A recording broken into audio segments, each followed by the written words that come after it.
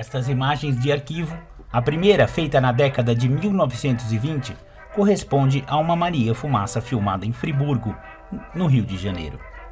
Na presente reportagem, falaremos sobre a restauração de um trem muito semelhante a este, o trem republicano Itu-Salto, e da antiga ferrovia Ituana de 1873. A importância desta estrada de ferro desperta a curiosidade de historiadores, jornalistas e professores, pois conta também um pouco da história de nosso país, do fim da monarquia e do início da República em 1889. O que parecia ser um excelente projeto de resgate histórico acabou se tornando aquilo que muitas obras públicas brasileiras se tornam, uma verdadeira novela. O descaso das autoridades com as obras do trem republicano, que promete alavancar o turismo destas duas cidades históricas, é notório. Parte deste trem e dos trilhos já foi comprado com dinheiro público e jaz em pátios a céu aberto, sofrendo com as intempéries, enferrujando e deteriorando.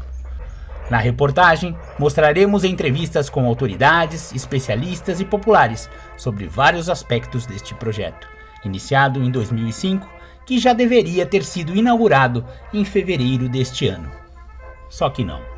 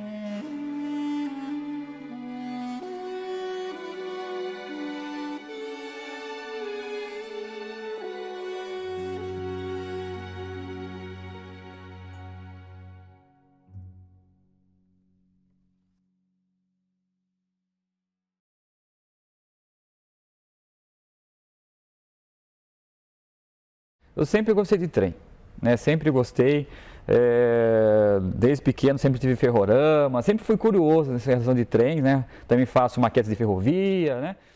Aí em 2005, a gente recebe um convite na prefeitura de Itu, de um seminário ferroviário que ocorreu no Rio de Janeiro. Ah, Fábio, você curte trem? Escreve alguma coisa. Então, baseado no que eu conhecia, eu fui pesquisando e escrevi com essa temática trem republicano. O fulano, hoje deputado, que era o prefeito, e daí eu falei para ele assim, eu posso, representando a cidade de Itu, lá nesse seminário, indo pela prefeitura, para falar sobre o trem? Ele falou, mas como que você vai conseguir trem? Eu falei, não sei, eu só queria falar a ideia, né? Posso ir lá falar? Então, vai lá, tal. Daí eu fui para o Rio de Janeiro, falei o projeto, e o pessoal do Rio achou fantástico. Ele falou assim, a temática do seminário era o trem. Imagine só, eu falar para eles, a República foi proclamada lá no Rio, começou em Itu. Se não fosse a ferrovia ituana, não ia acontecer a convenção de Itu.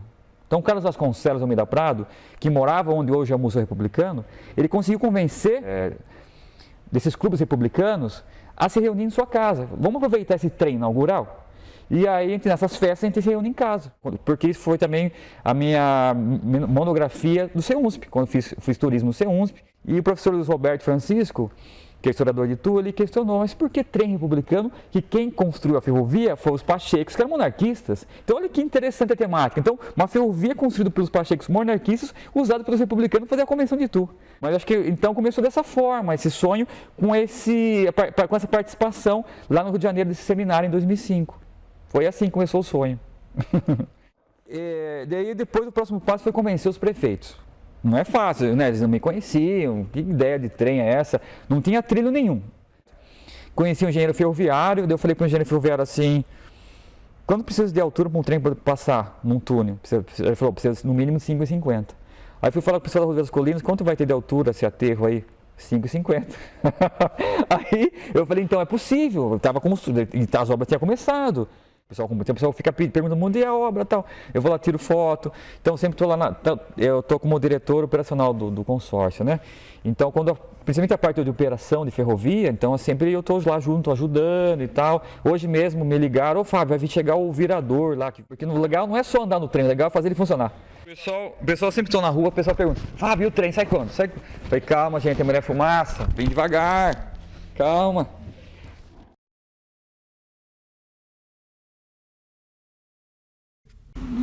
No ano de 2017, eu fui presidente do Conselho Fiscal do consórcio do trem republicano, né, Salto Itu.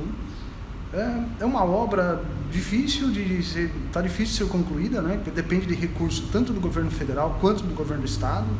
Nós temos um trecho nas proximidades entre o limite do município de Itu, que a linha está quase pronta, mas você pega um trecho da cidade de Salto, que a construção foi feita há cerca de 10 anos, onde foi colocado os dormentes, estão tudo podres, né? Tem até árvores na linha, então a situação é crítica, porque não ocorreu nem manutenção.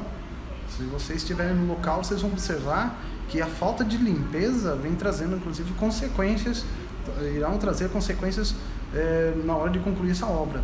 O problema é falta de recursos e mais empenho, inclusive, da própria gestão, seja do governo passado como desse atual.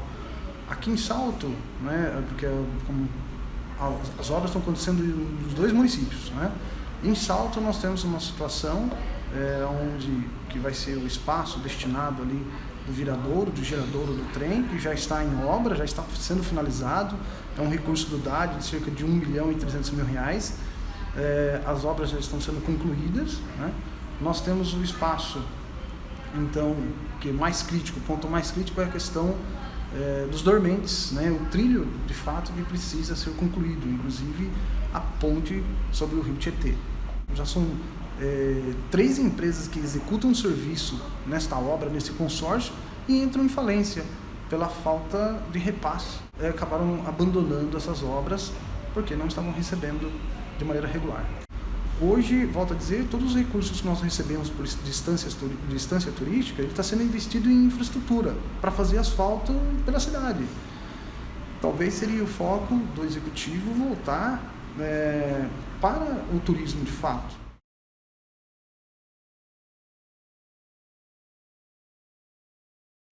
Na verdade, essa é uma história muito longa, é uma herança que nós pegamos do nosso governo, é um projeto que tem a sua ideia muito positiva, mas teve uma série de erros de execução no seu começo, né? Então a herança que nós pegamos não foi só uma boa ideia, foi também uma série de problemas oriundos de uma má condução desse processo.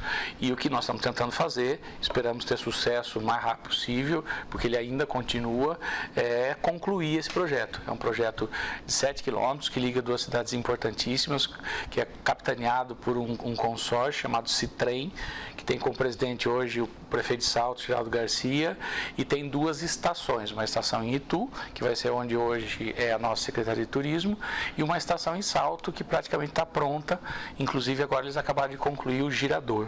Quando nós assumimos, ele caminhava de forma muito equivocada, e aí ele teria talvez esse destino. O que nós fizemos foi resgatar esse projeto, conseguir a adequação, conseguir as novas reprogramações, inclusive a última saiu há poucos dias atrás, reais pelo DAD, porque são 4 lotes, 2 lotes pelo DAD e 2 lotes pelo governo federal.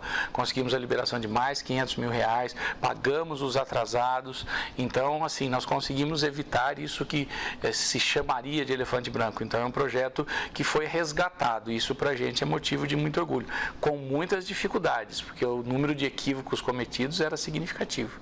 O deputado Herculano Passos, ele disse que o que está impedindo a obra seria modificações. O que está impedindo a continuação da obra? Está impedindo foram exatamente os erros do passado, dentre os quais o nome desse próprio deputado, considerado um dos piores deputados da Câmara de Vereadores. Então isso é fundamental. Então, quer dizer, quem é este personagem que é a causa disso tudo para dizer quais são os problemas atuais?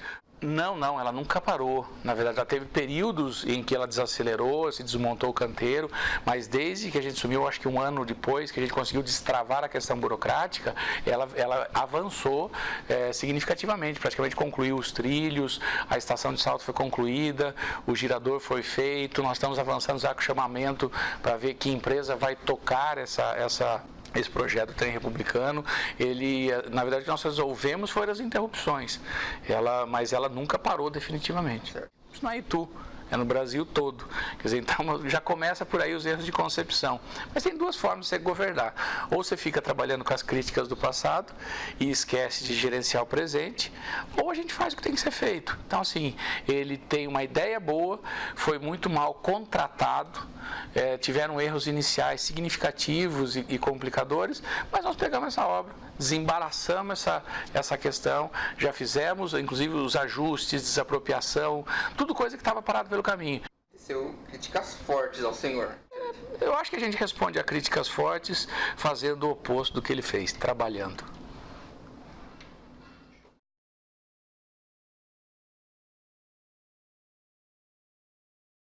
Nós não temos ainda consciência plena do que vai representar esse projeto para o turismo das nossas cidades e da nossa região.